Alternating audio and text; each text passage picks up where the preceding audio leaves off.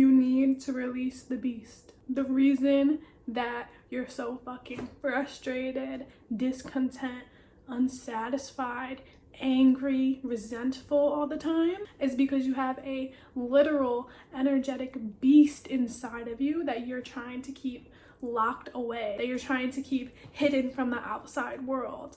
And instead of taking you where you need to go and defending you against any adversity in the external reality, that shit is starting to attack you from the inside out.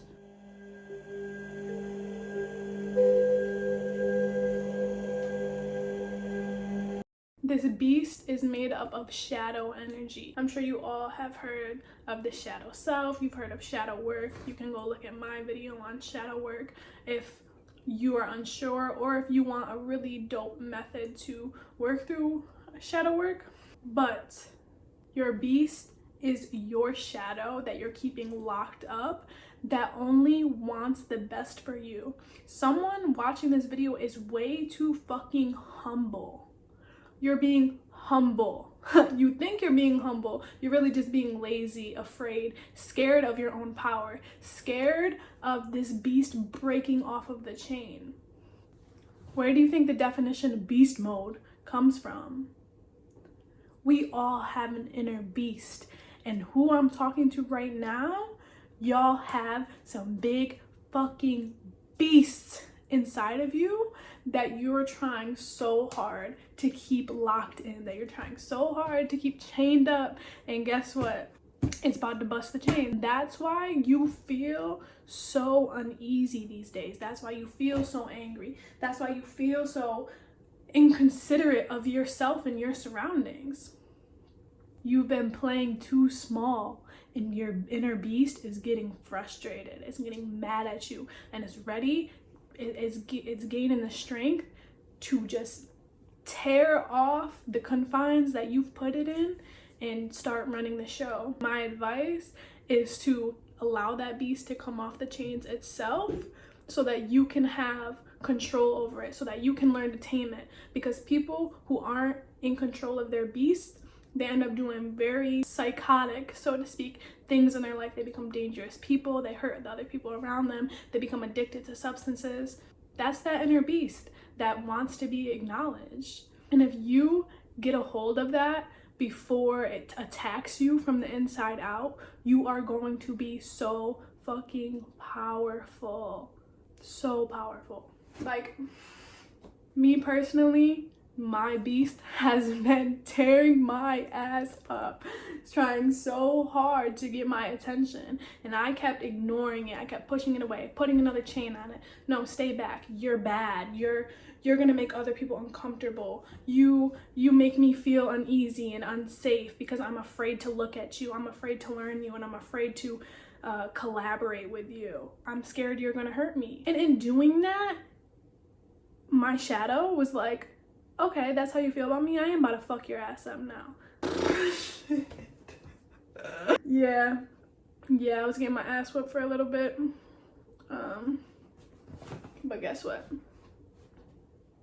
If y'all can't tell, the beast, I've decided to release it. I put it up back on the chain when I want to, but I allow it, I take it off.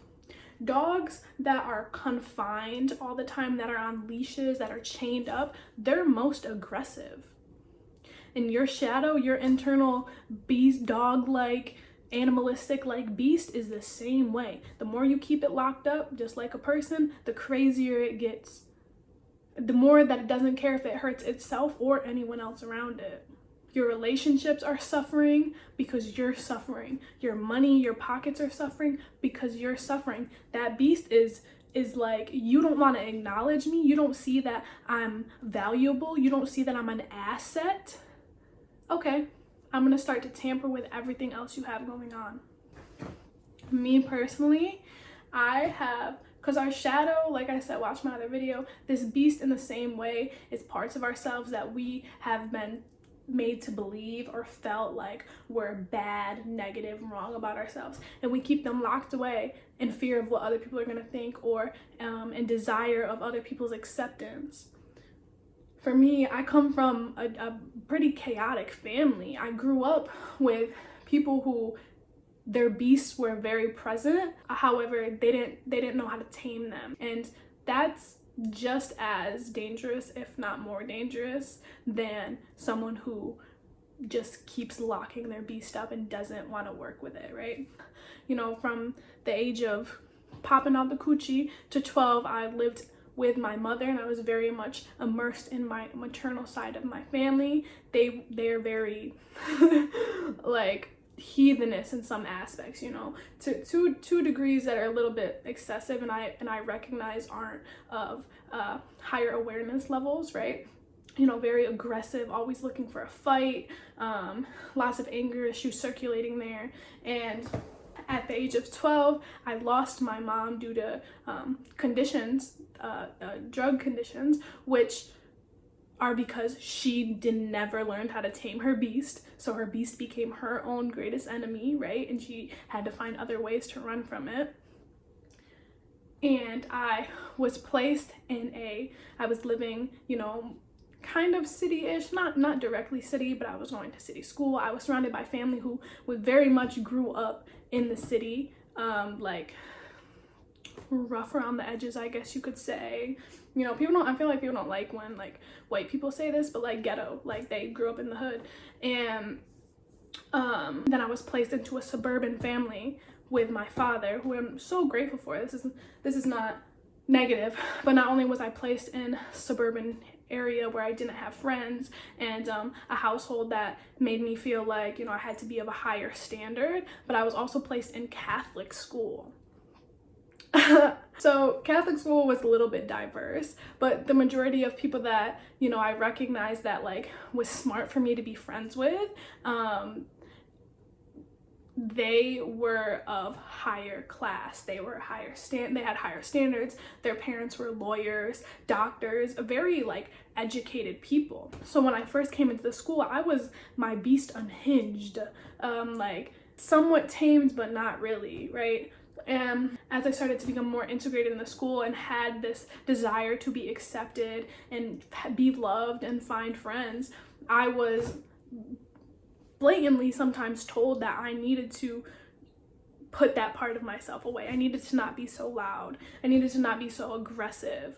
And for a while I fought that, like, fuck y'all. Like, no, this is who I am. Y'all aren't gonna talk to me any type of way. I don't care who you are, right? People always called me a bitch in high school. Especially like my junior years, from like 7th to like 9th grade. Like I was known to be a bitch. Like, and that's just what it was, right? And then in like my 10th grade year, I went through a spiritual awakening, and I started to subscribe to this love and light narrative. So I started realizing like, oh, I should be way nicer, like, and I need to, like, I truly believed, and it did change my life for a certain period of time, that like positivity was the key, and I needed to just be nice to other people and present myself in a nice manner and be the same way toward myself, always loving and light and, you know, all that. I went through a dark night of the soul, because the longer you ignore the shadow, the deeper you're gonna fall into it. Around that time, like my spiritual awakening, right, I really locked that beast up. Like I added like 5 more chains onto it, and I was like, yeah, I'm not even gonna acknowledge you. Like I don't know how you're gonna survive, but find a way, right? Because I don't want anything to do with you.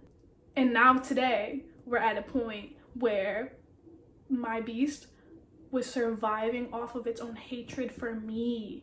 I was surviving off of my own hatred for myself, and that was making me so dispositioned against other things in my life. That was making me so erratic, neurotic in some ways, so angry, like discontent and easily triggered, because that's my beast saying, I'm on your ass, I'm coming back to get you, I'm gonna get my lick back, and you're the target.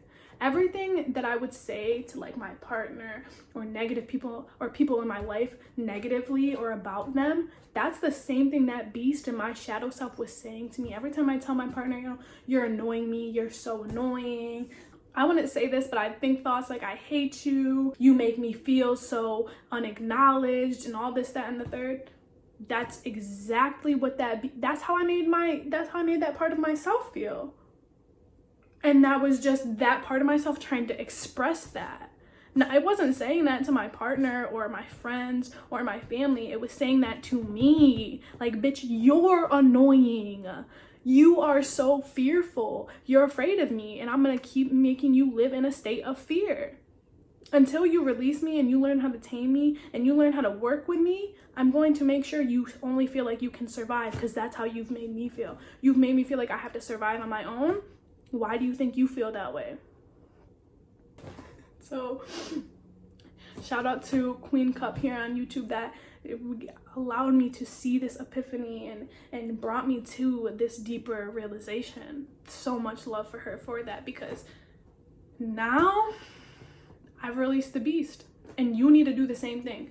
Like, if you're watching this video, you're playing it small because you have your beast locked up. And the people out here that are like beast mode, not all of them, right? But a good majority of people that you see living their best lives, and they always seem to have money, they always seem to be traveling, people seem to like them all the time, is because they tamed their beast, 1. 2, a lot of people that it seems like life comes easier for them, it's because they have a smaller beast. And this is not to say that they're bad. Maybe their beast is smaller because they just figured out how to acknowledge it sooner. But like I said to my partner yesterday, I'm like, bro, people are out here and they tamed their Frenchies, and I got a fucking ravenous Rottweiler inside of me. And I just been so afraid to put my foot down and be like, okay, we're gonna work together and I'm going to run you. You're not running me anymore. I'm going to tame you. We're gonna work together. It's giving Naruto, Nine-Tailed Fox vibes. Like, legitimately, this is your fucking sign to stop holding yourself back. I have been holding myself back in my true aggression of expression. Like, yes, I have childlike joy about me, right? And like, fun and very kind, and I can be very, you know, suitable when necessary. Like, there's also this aspect about me that's like also rough around the edges, that's not perfect, that honors her aggressiveness, that is about her shit. And that side of myself I put away for so long because I was so afraid of people being afraid of her. I was so afraid. And when I didn't acknowledge her, I lived in fear of people were going to tell me I'm not who I say I am. And it's because I wasn't who I said I was, because I wasn't my full self. I was acknowledging a whole important half of myself. Imposter syndrome. Because I was being an imposter. I wasn't being who I was. I'm nothing without her. I'm a fraction of myself without that beast. I'm a fraction of myself without that ravenous, hungry aspect of myself. You got, like, y'all need to hear that as well. You are only getting a fraction of your rewards. You're only living a fraction of the life you desire because you're only showing up as a fraction of yourself out of fear. Fearful of your own power, fearful of what other people are going to think of you. It's going to be different for each individual person. There's going to have different levels to it, but it comes down to the fear of your own power and the relationship you have with other people. Comes down to the fear of genuine love. You're afraid to lose the fake love in your life, because when you embody your whole self and you incorporate this beast and you walk around with her on chains, the people that are really meant for you, people who really love you, they're not going to be scared to approach you. They're gonna trust what you got going on, and they're gonna like what they see. They're gonna resonate with you. Y'all are keeping your dog locked up back at the house in the backyard, scared to take it with you wherever you go, because you're afraid that other people aren't going to want to approach you. Let me get you in on this. The people who choose not to approach you because of that, those are the people you want to stay away from you. You only want people in your circle who can handle beasts just as big as you, if not bigger. If someone is afraid of your beast, that tells you I'm not meant to work with them. We're not in the same arena, right?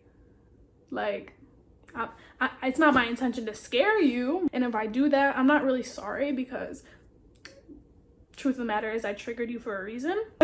Get your beast up, baby. But at the same time, it's like, I respect you and what you got going on, but I see that we're not gonna, like, just as much as you think I'm not for you, you're not for me either. And that's okay, right? And it's just really, really, truly coming to that realization, because a lot of us say that we are there, but we're not fully there. We're really not fully there. We still are hiding who we are to keep other people comfortable. Cut that shit out. We're about to step into a new year. Even if you're watching this later, I don't care when you're watching this. This is when you need to watch it. You need to be seeing this right now. You need to go and make a list of everything that you say to people around you and recognize that those are all things you say to yourself. Why do you think they say the smartest people, the most educated people, the most powerful people don't talk a lot? Because they don't need to tell you what they tell themselves. They don't feel the need to tell you what the conversations they have with themselves. They recognize what words are. They recognize where their verbal truth comes from. And that's what they say, geniuses talk to themselves. We're all talking to ourselves, but it's the genius that recognizes that we're always talking to ourselves, and therefore takes away that fear to look crazy when talking to themselves, literally, physically. So like I said, you know, if you're here to stay, I love you. If you're here to go, I love you too, right? I'm not here to confide anymore. If you vibe with me, you vibe with me. And the truth of the matter is, someone needs to hear this, you're afraid of people not vibing with you when you step into your full authentic self and when you're no longer giving a fuck what they think. But the truth is, that's when people do like you. That's when people are gonna fuck with you, because they recognize you're real. They recognize you're authentic. And if they're not there yet, they're gonna want to be around you, so you motivate them to be there. And at the same time, 18:18 on the clock, real recognizes real, okay? Now that I let my beast out, and I'm like, and what are we gonna do? If I need to, right? Right now, my beast is probably a little bit overreactive because it's new and fresh, but you know, goddesses tame their beasts, and their beasts are a part of them. And you know, over time, I'm sure the aggression it is still gonna be there. That's me. It's still gonna be there. It'll fluctuate and it'll come out when necessary. I lost my train of thought. The fuck. Oh yeah. Now that I've allowed my beast to bark, I took the muzzle off, I took the chains off, and I said, sit here next to me. I want to work with you, but you need to sit. Now that we're working together and we're having our own little power struggle and figuring out who's alpha here right now, I'm showing up authentic and truthful. So like I said, if you don't vibe with this energy that I have within myself, then it's okay. It's all love. But at the end of the day, I'm not here to hide it no more. I'm not locking my beast up for anybody anymore, okay? If anything, this is your confirmation. This is your sign that you need to step into the same energy. Stop holding yourself back. Stop acting like you're not like who you are. The parts that you're denying about yourself are the most like desirable, most attractive, most powerful aspects of yourself. And you're keeping them locked up. That's what people mean when they say you're afraid of your own power. Why would you lock them up? Why would you lock that aspect of yourself up? That is the key. They're the key. I'm hungry again. Like, I'm recognizing the hunger that my beast feels. And babe, I'm hungry. I'm going to get all that's mine. I'm going to get all that I deserve. And the people who wrong me, I'm not sitting here with my mouth shut anymore. If the time arises when I need to call out these people, when the time arises when I need to defend myself, the time arises when an opportunity presents itself, I'm going to be ready. Any opportunity, whether it's to defend myself from other people or an opportunity to go follow my dreams, I'm gonna be prepared, because now we're in the gym.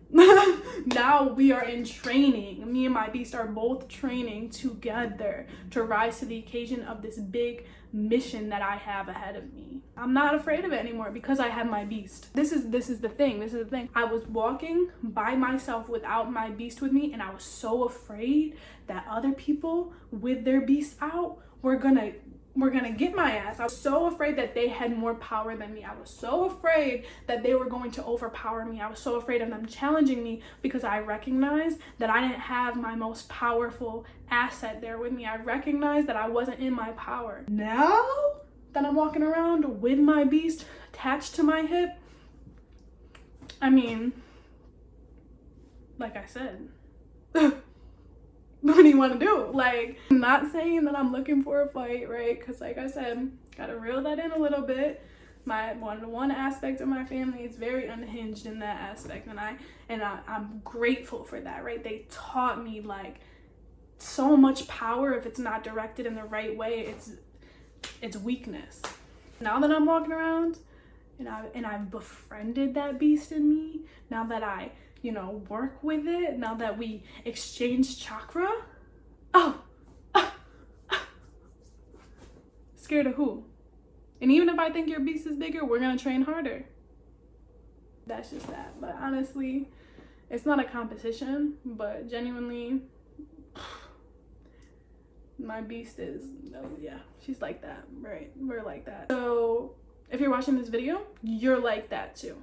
Whether you choose to recognize that or not, that's up to you. And if you're watching this video, you're a big dog. Like, little dogs, they're gonna skip this video. They're not gonna watch it. I'm telling you right now, that's my intention, because I don't want them to watch it. I'm trying to awaken the beast in somebody that is like that's scary, that's mind-blowing, that's like breaking barriers. That, like, you walk in a room and people are like, oh, let me sit. Like, this is the people. So if you're watching this video, this is not for the little dogs, right? It's big dogs. Maybe that should be like my fucking YouTube community. Big dogs moving forward. Like, release the beast. Release the beast. Why not? It's either you or them. It's either you or them. Your food or life is food. Like, you not acknowledging your beast, it comes hungry to attack you. But when you put your beast in positions to go after your goals, to get over obstacles, to defend yourself, oh, now it's very well fed, and in a way that supports you. So I love y'all. Go get a pretty leash. Go get a pretty collar. Visualize your beast. What does your beast look like? I don't know. My shit looks a little... It might not look like a dog. Like, it might... I don't know. Do whatever you need to do to fall in love with this aspect of yourself, because I let my baby free yesterday. And like I said, I got to get her under control a little. But I love her. Like, she's gonna ride for me more than anyone else ever has. And now I'm not worried about anyone else showing up for me, because guess what? We're gonna show up for me. We're gonna get what I deserve. I don't care what anyone else is doing. I don't care what y'all got going on. I don't care what y'all bring to the table, because if you don't bring something to the table that I need, I'm gonna go find it. I'm gonna go get it. Whether I get it myself or I find someone whose beast matches mine and they're like, okay, you know, let's go. I could bring this to the table. However the universe brings it to me, I'll be in my divine feminine and I'll accept anything that's given to me. I will receive what's given to me with gratitude, what I'm blessed with, what people bring to the table. However, if y'all don't bring something to the table, it's not stopping me anymore.